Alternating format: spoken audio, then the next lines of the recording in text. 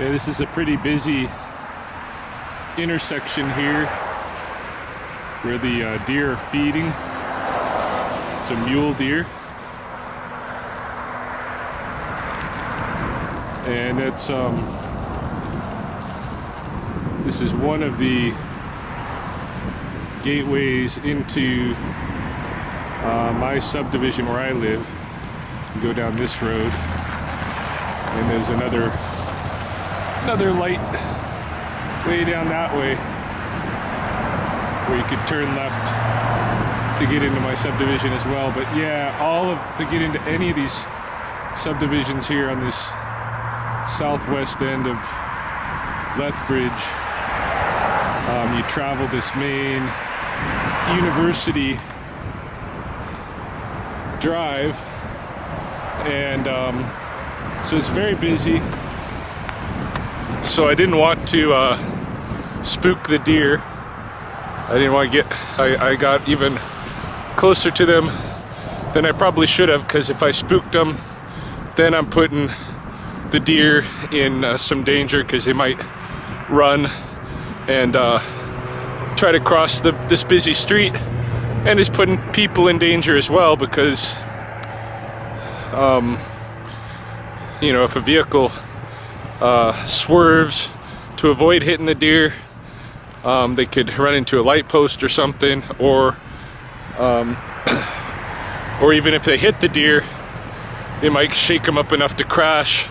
It's going to certainly damage their vehicle either way.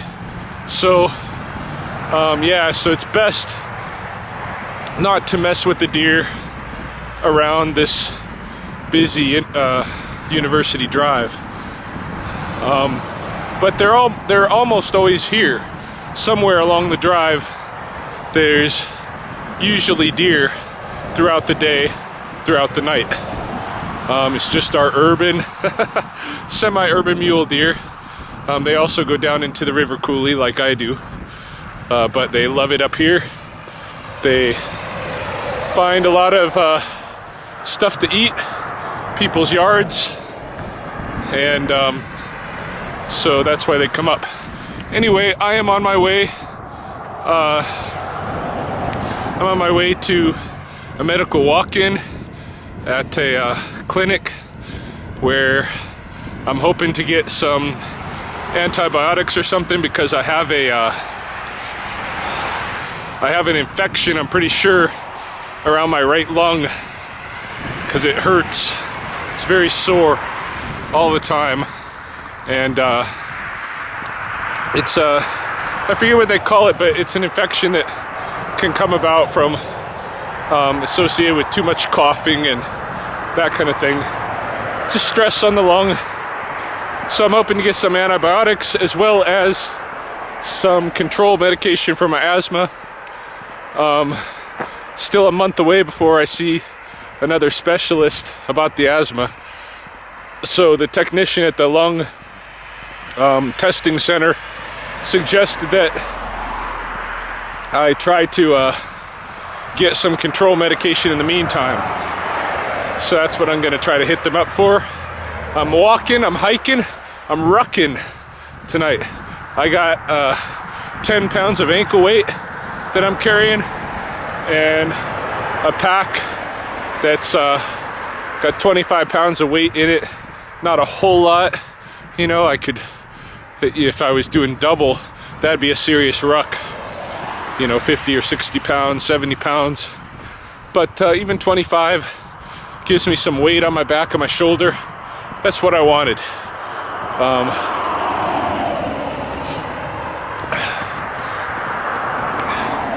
So yeah, we'll see what the doctors say tonight. A little quick health update on me in general. As of this morning, I weighed in at 195.8, which means I've lost 10 pounds since December 20th, when I started the juice diet and started slimming down. I've stuck with the juice, but it's a mixed diet. I'll drink like a liter to a liter and a half of vegetable juice every day, and then I'll have a small meal at some time in the day with some carbohydrate like rice, a little bit of fiber in there, and a clean protein like chicken breast, something like that. And then I'll snack on like nuts or dry fruit throughout the day.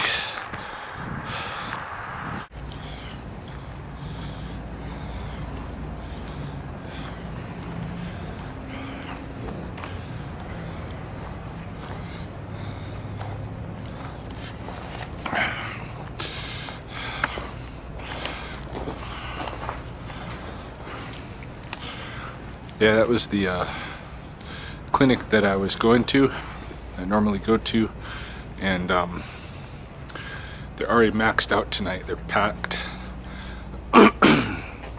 And it's pretty unusual to be like that at the walk-in on a, you know, Tuesday evening or so. But I guess what's happened is there's been a big flu outbreak, and including the H1N1 virus, and my wife just texted me and said that I guess 100 people have been diagnosed with the H1N1 today, and about 10 of them have died already. So I don't want to be sitting in that clinic anyway.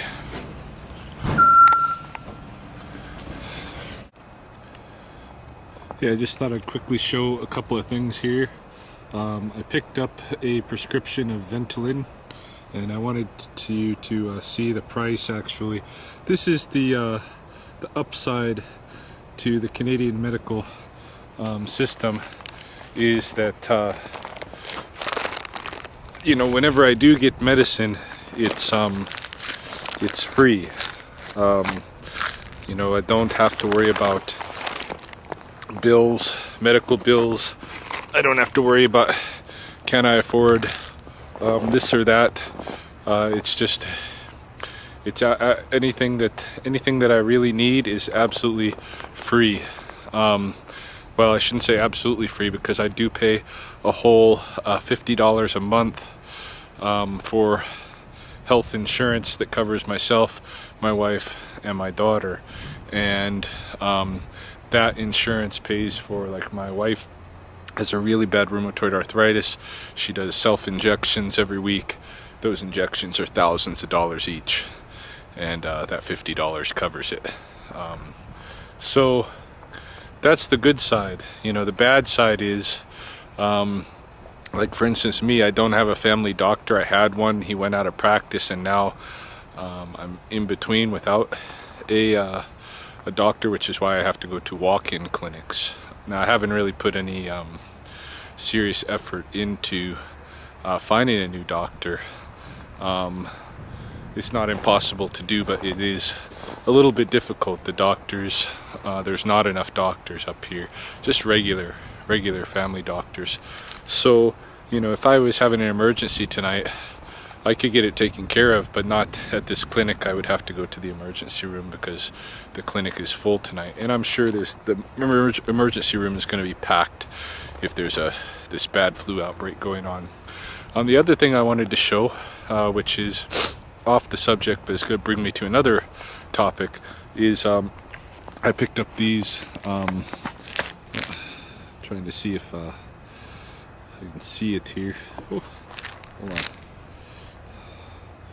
Oh, 5 strain mushrooms. While I was waiting for my Ventolin prescription at the pharmacy, I picked up this supplement, which was on sale, and actually is something I've been looking for, which is the cordyceps mushroom. I've heard all kinds of good things about the cordyceps mushroom as being something that could possibly help with my asthma, because I guess these cordyceps, or the species that are most used for these supplements, is a mushroom that grows out of a moth larvae in the ground in high altitudes, in like Nepal and Tibet, and the animals up there, goats and this kind of thing, eat the mushrooms, and I guess it helps them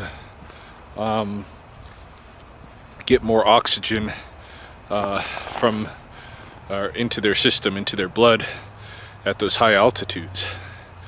And so it's possible that it can help me breathe better, get more oxygen into my system, and help me with my arthritis. I don't know, but I've been looking for them every time I go into a store that has supplements, and just so happened tonight I found them.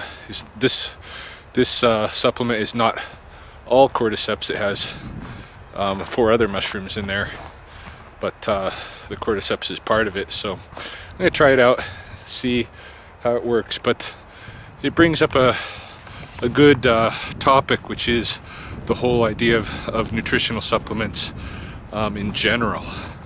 And I've been given some thought to this topic, because every once in a while I kind of get like tempted, I would say, to start looking at investing in supplements, because already participating to some extent in a global trade, which would be one of my main ethical issues with buying supplements. But the thing is, if I'm already buying some food that's out of the global trade market, then why not look at supplements and how my body might benefit from them. But then there's, it's kind of like embrace the technology, which is weird for me to say, because I'm not an embrace the technology kind of guy. I'm old school, and the reason I'm old school is because I believe that the technology sometimes can change things down the road in unpredictable and unfortunate ways. And this is my other ethical concern with supplements, and why I don't think I would ever go kind of full out with them. And that is, we don't know what, if we are to really get scientific about our bodies and look at exactly what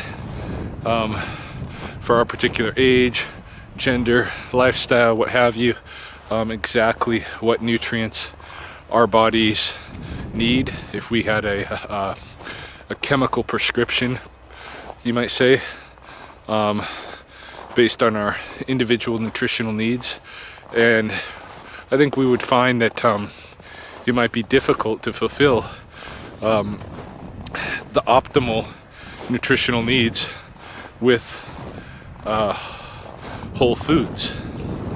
And certainly, if you want to go with, like myself, start looking at eating mostly locavore foods, if not totally locavore foods, I think you find it difficult to meet entirely our nutritional needs. And then supplements seem to make a lot of sense, because it's science. You need this. This is you who you are. Your physical body and your lifestyle and all of this stuff. This is what you need to have optimal nutrition. Why wouldn't you take advantage of that? The problem is, what if we did that, and then again, ultimately made ourselves reliant on a technology that is clearly not sustainable?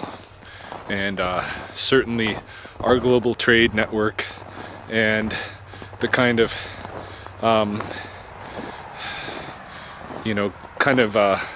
chemical trade that needs to occur to make these supplements available to everybody. It's not sustainable. It's not environmentally, ecologically sustainable on this planet. And so if we start taking these and then through generations make our bodies basically dependent on them in a manner that that if we stop taking them, we'd be way worse off health-wise than we are today without them, then we're setting ourselves up for more problems. And that is the biggest reason why I would avoid supplements. And yet I just bought some. So I don't know, man, it's just another one of those things where it's probably not a smart idea, but because of my health issue right now, I'm gonna take advantage of it. It's like modern medicine. I mean, how many people would die from complications at birth, for instance, if it wasn't for taking advantage of the modern science and the modern medicine? Tons would die. But we take advantage of it now, and more we're passing on those inferior genes so that more and more women would have serious complications if they had to give birth naturally.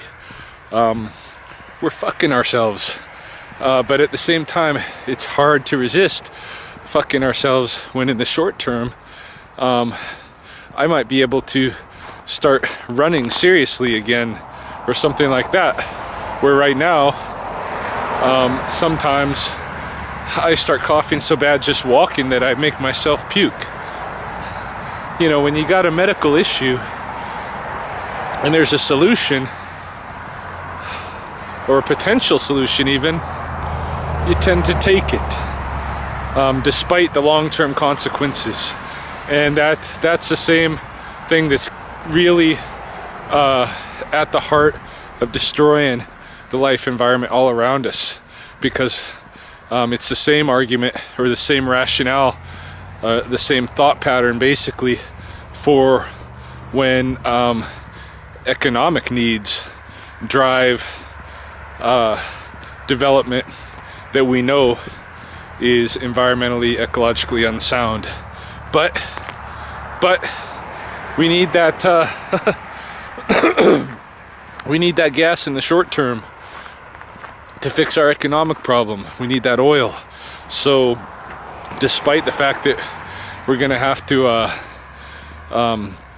really do some either killing people to get at it, or we're gonna have to manipulate them with money and what have you, and we're gonna have to destroy the environment and put oceans in jeopardy and blah blah blah. We're gonna do it because the short-term need is there, and it's a strong need. And that's the same thing with the supplements. In my case this evening is that I see that this thing, which is just a mushroom, mind you, just a mushroom, it's a natural organism,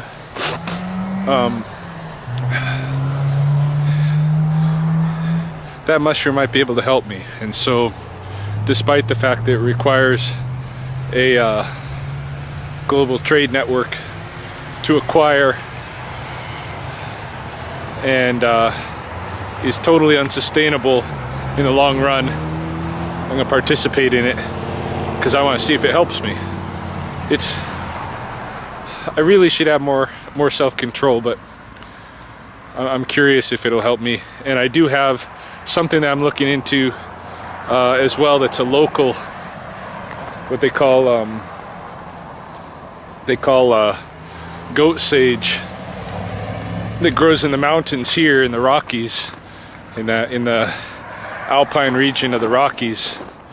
There's a plant they call goat sage that, just like this cordyceps mushroom, the mountain goats eat it to help them oxidize their blood better, get more oxygen into their system. And so it might do the exact same thing as the cordyceps mushroom. And this summer, certainly I'm going to be up in the mountains in the alpine region picking some of that to see if that works. And if that works, then I don't need this mushroom. I may not need either anyway. But I just wanted to tell that story and share those thoughts, because I thought I think it's important stuff to consider in terms of whether or not it's appropriate to take supplements. Some people, you know, in the fitness consider supplementing to be kind of like cheating. I could give a care less about any of that, but for me, I'm looking at the impact of it on our species, and the future of our species, and the future of our ecology and our environments.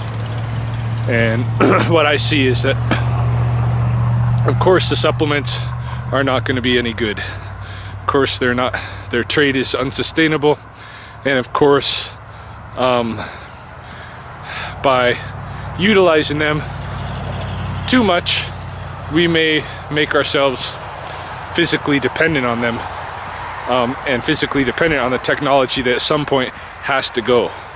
So that's what I had to say about it. On my hike home, probably pass by the deer again, and if so, I'll let it show. Yeah, I'm back at the intersection and just crossing the road now, and the deer are I see them here. They're laying down. I'm gonna see if they'll let me just walk past them.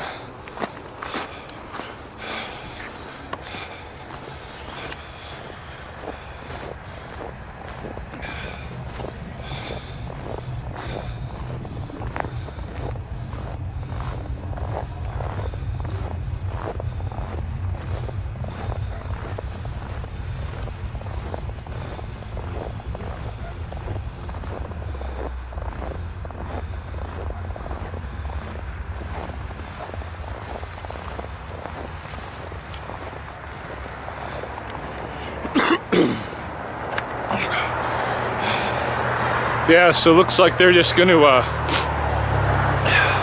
sleep out here at the intersection, and it's a safe place for them. Certainly not going to have coyotes or anything else like that bugging them out here. So me, I'm almost home. Well, probably about a kilometer away from home, and too bad I couldn't get in the walk-in so I could get a something for the lung infection. But on the plus side, had I gotten there earlier and gotten on the list, I'd be sitting in a small cramped waiting room with a bunch of people who are sick with a potentially deadly flu. So no thanks.